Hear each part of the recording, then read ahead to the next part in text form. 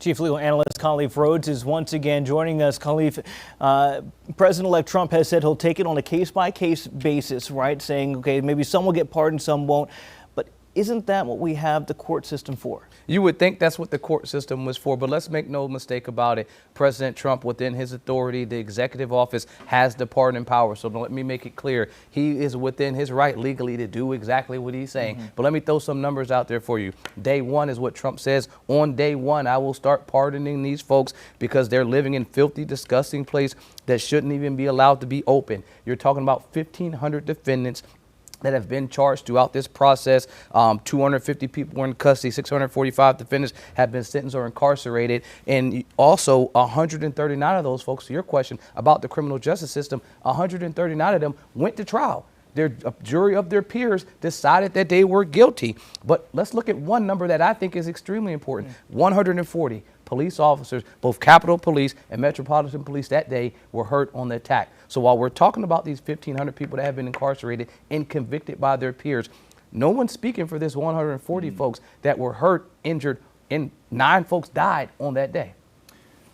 I know we're splitting hairs here, and you're obviously not handling the case up in D.C., but would you, I feel like there's part of me that's thinking, okay, maybe Trump pardons those that were a part of the insurrection, if you will, or, you know, the breaking and entering, whatever you specifically want to call it. But someone has to be or should be held accountable for the hurt inflicted on these officers. You would think that the question you asked me earlier about the precedent that it sets, yes, that you would want to stay away from that. When I used to teach ethics class, my students would ask me, well, are they allowed to do that? And I'd say, listen, the rules of ethics say you are allowed to do there, or you aren't allowed to do it. And sometimes they don't connect with things that you should do. Even if the rules say that you can do it, should you do it? That's probably the question in this situation with Trump.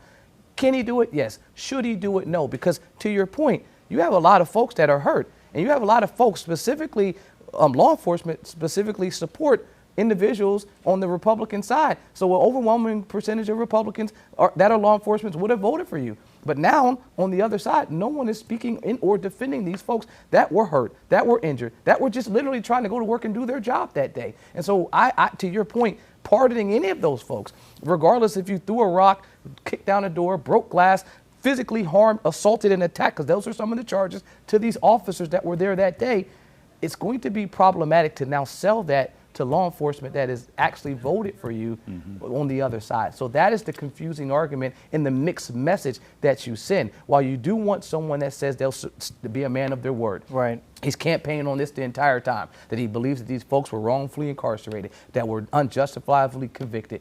But I mean, our system works if we believe and support our system. Specifically, when the jury speaks, it's there, unless something egregious happens, unless there was a misconduct throughout the trial and it was just extremely blatant. Right. But in this case, they were convicted by their peers across the country, not just in one jurisdiction, but in multiple jurisdictions. What do you make of President-elect Trump stopping short of saying that he's going to have his Justice Department go after the people on the January 6th committee there? What charges could they face? And then again, you're talking about President Biden maybe preemptively pardoning those people.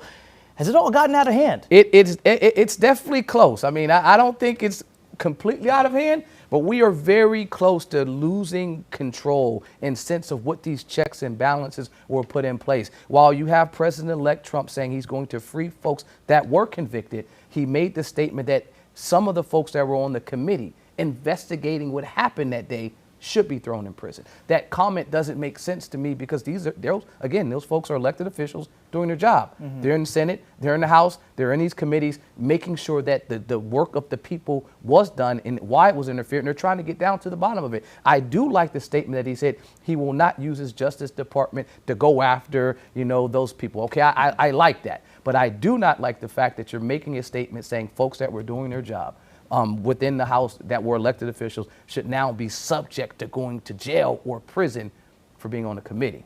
Again, we're talking about mixed messages specifically because people that committed violence are in the next couple of days about to walk free.